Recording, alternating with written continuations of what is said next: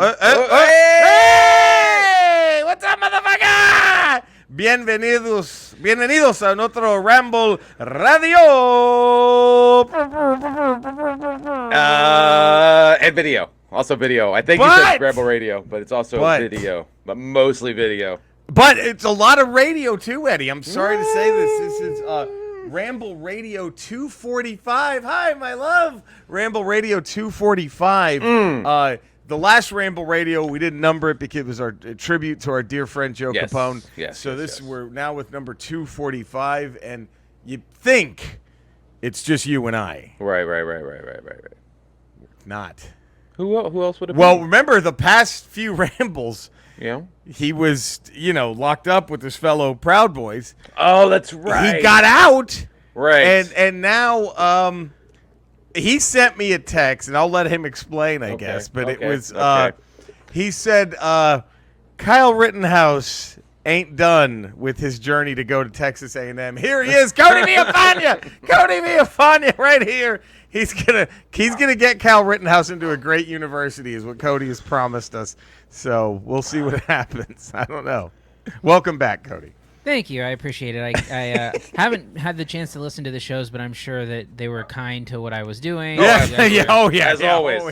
Very supportive about it. Very supportive of your extracurricular activities. Mm-hmm. Yeah. And how's it going? Any new options for young Kyle to go to college? Right? Is it? I mean, options are always open. He's a hot commodity. I mean, I think he can bring a lot to the table. Right. Clearly he's a tough guy, so we're thinking about walk-on sports opportunities, football team. Definitely a big tough guy. So yeah, badass. Yeah. You will. Oh man, how great would that be? Just let him suit up one football game and just watch that guy get fucking obliterated. Oh, dude, could you imagine? They just toss him the football one time to see what happened to that guy. Just watch him get obliterated. Oh man, it would be lovely. So here we are, Ramble Radio 245, and pre-show. We had a pre-show meeting. Yes. Where we went over everything that we needed to go over. And it was really just how bad Jurassic World Dominion was. Woo. It was the pre-show meeting.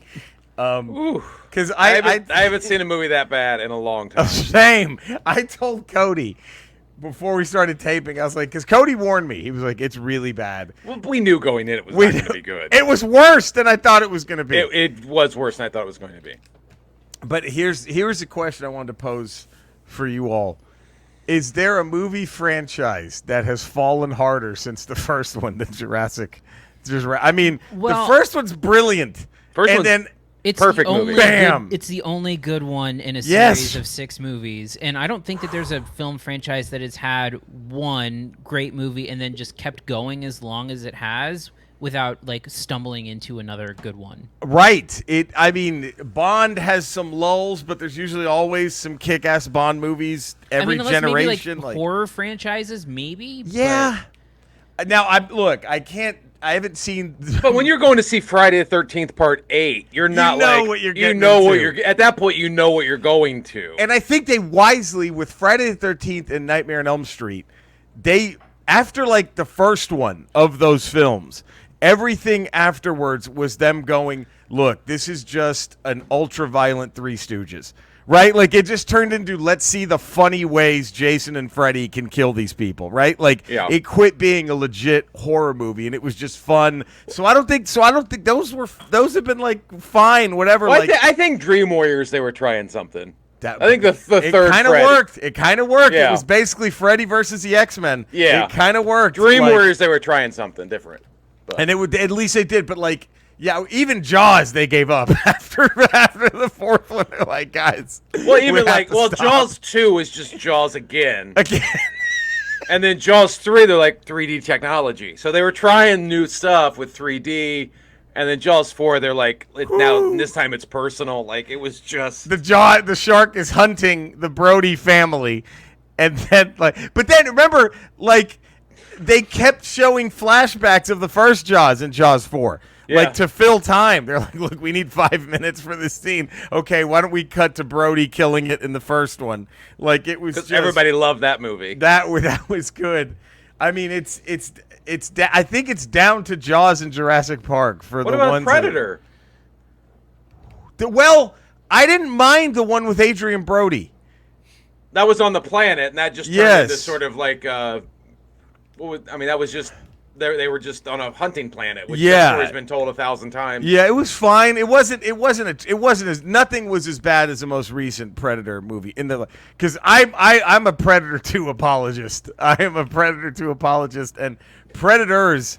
I thought was fun. Wait, that was the one on the planet with Adrian Brody, right? That was okay. This newest one sucked. No, that was the Predator. The Predator, yeah. But now Prey looks pretty fucking cool. Like Prey doesn't look like it's that half bad of a movie. This one that's coming out. Have you seen? What's the story of Prey? Oh shit! It's like the first visit of the Predator. So he's like fighting Native America. It looks fucking amazing. Okay. And I think there's actually an option to watch the film in Cherokee now. Comanche. It looks fucking badass, dude. Like Prey. Who's directing it?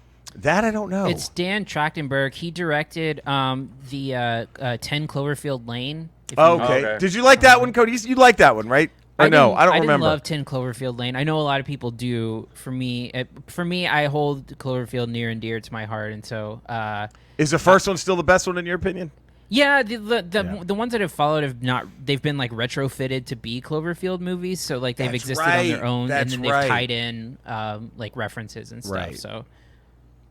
But I'm trying to think of like even. I just can't think of anything that has like with the money, but the push because no Friday the 13th and the talent. I mean, you're talking like, I mean, Spielberg even directed Lost World, and that was just sort of like a stinker. Like it and the money behind these movies, they're not like I told Cody when I got home. It's like it's if someone gave Tommy Wiseau $200 million to make a movie for Jurassic World Dominion because you just have characters that are like Eddie said. I was telling Eddie because like I was texting him in the theater. I'm like, dude, they keep introducing people, and then Eddie was like, "This is the longest first act in movie history." Like it really was. Well, it's like they couldn't pick a story to run with. Like first it's the locust, and then it's about like the underground dinosaur trade, and then it's a kidnapping movie. Like pick a lane. Pick and go something, with it. Yes. Dude. It's simple. You have the original cast and the new cast and dinosaurs. Go. Like, That's it. I mean, I'm trying to think. I mean, and look, I'm being biased because nothing can be like the Rocky movies. It just get better and better and better and better right, as they go on. Like fine wine. I think Rocky is a good contender. Does Creed count? Because I thought it was Rocky was great. You know, they all kind of sucked after that. I hate 10-year-old me. Rocky would be 4. So mad. Rocky 4. Brilliant. Does not age great, but at the time, it was amazing. Was fucking the greatest film of all time. But so does Rocky 3. Mr. T was the greatest villain ever. Yeah. But I think people generally thought that Rocky Balboa was pretty good after that long layoff. Yeah, but I didn't see Rocky Balboa, but I thought that was a good film. That was a good movie. It's not bad. I heard that a lot of it though is like Jaws 4, where they just keep showing clips of the first Rocky movie. Is that true or no? Well, he's sort of dealing with he's coming to grips with Adrian's passing from cancer, and him trying to find out who he still is. I mean, it wasn't a bad film. I didn't hate watching that movie. And then the first Creed I thought was really good. I still haven't seen the second Creed yet, but was the second Creed all right? Was it a train wreck? I never saw it. I mean, I'll tell you what. The second Creed had the greatest moment in a trailer in a long time when you're just seeing like, okay, who's the big villain, and then the reveal is you see that Russian guy in the back of his thing says Drago, and like, oh shit, like that was the rematch. The kids, the rematch of the children coming. But I don't know. Maybe it's a good film. I haven't seen it. Well, that one had Stallone's fingerprints all over it. I think he wrote that one, didn't he? He wrote. I think didn't he write Creed as well? I thought he wrote Creed. So. I don't think so. Oh, okay. Yeah, he wrote Creed 2. Yeah. I don't know if he wrote. And they booted him from Creed 3. He's not in Creed 3 at all. Oh, really? No. Yeah, That's I think just funny. Ryan Coogler wrote Creed. Yeah, if I'm not mistaken. And then Rocky was like, Stallone was like, "Oh, this is still a viable franchise. Let me take on number 2." They're like, "No, we're good, we're good." And then he wrote 2, and they're like, "Okay, no more. You're done." I don't know. I think that might be a future Ramble top 5, but I do think Jurassic is the worst franchise. I think it's the they've never made even an all right movie after the first one. Which is insane because like how do you mess it up so many times? The premise of dinosaurs and humans together, like that should be a home run every single time. And especially with the way they set it up after Fallen Kingdom. Hey, we've released dinosaurs into the world. Right. So now man has to coexist with dinosaurs. So I thought that's what this third one was going to be about. Yeah. How do they exist? Is there a war now with dinosaurs and humans? And it's like, no, they're just kind of like hanging out together. They're hanging out together, and now locusts are the enemy. Yeah. No, I think the Transformers live action franchise, they have a say in this, but the problem with that is there's never been a good movie. You know That's what I mean? the problem. Like, Jurassic Park at least has a great film. Transformers never had a good movie. Never had a good Except movie. for Bumblebee is pretty good. Bumblebee was really you're right. Yeah. Bumblebee was really good. So I guess that saves Transformers because that was the most recent, right? So like they actually figured it out. It took them, 4 or 5 movies. It took them Michael Bay leaving to figure it out. The problem is that's a prequel, so after you watch it, go, oh, it leads into the other shitty movies. Right? Yeah. Damn it! But it was still you're right. Bumblebee was definitely that was by a mile the only good Transformers movie live action that we've gotten was the Bumblebee film. Man, it was Jurassic World was whew, man. It's unbelievable. Now we have kind of a mini Good Willow Hunting right now, if you don't mind getting into this. Guess what Cody is seeing, Eddie? What?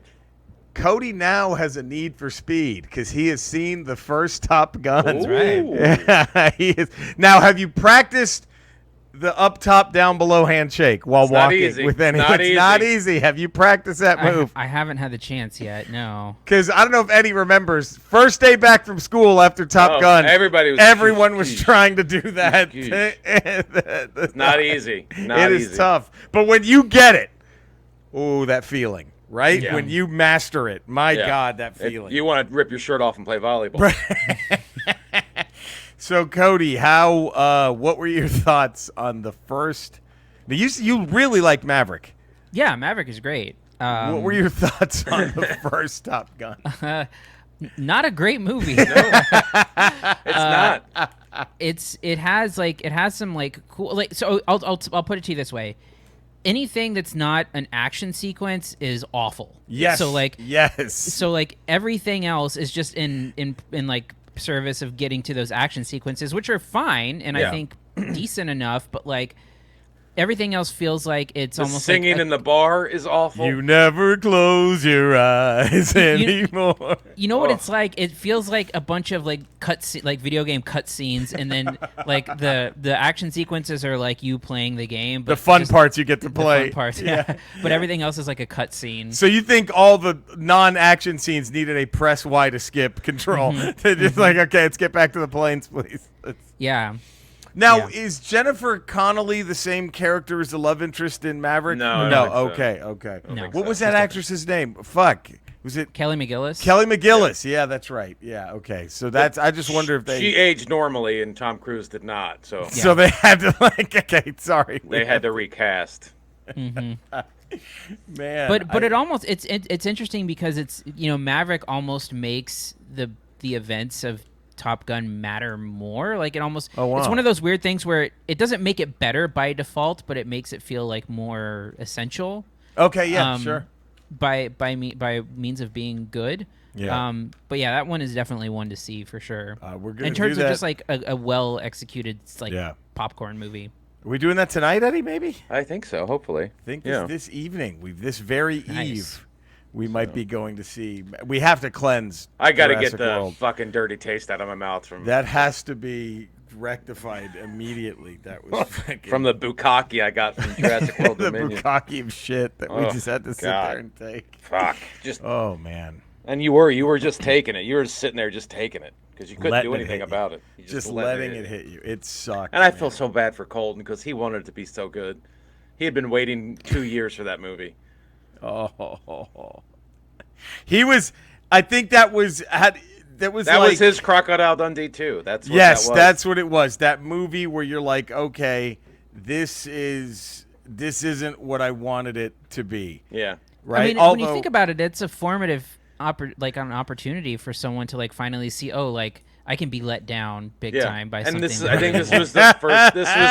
This was literally the first time he went to a movie theater and was let down, because he's been going to Marvel movies and Star Wars movies, Right. and every time he's just at that age, you're just eating that up. yeah. Mm-hmm. And most of the Marvel movies have not let you down. You're just like, oh yeah, more. But like this one, he was just like so high. Like he'd been watching the movies, getting ready for it. Like he was so excited. And then then in the first few minutes, it's like locusts are knocking out the crops of the world, and it's like, oh no. What's But even at that age and that much excitement, you're like, okay, all right, okay, locust, we got it. All right, He fought through it.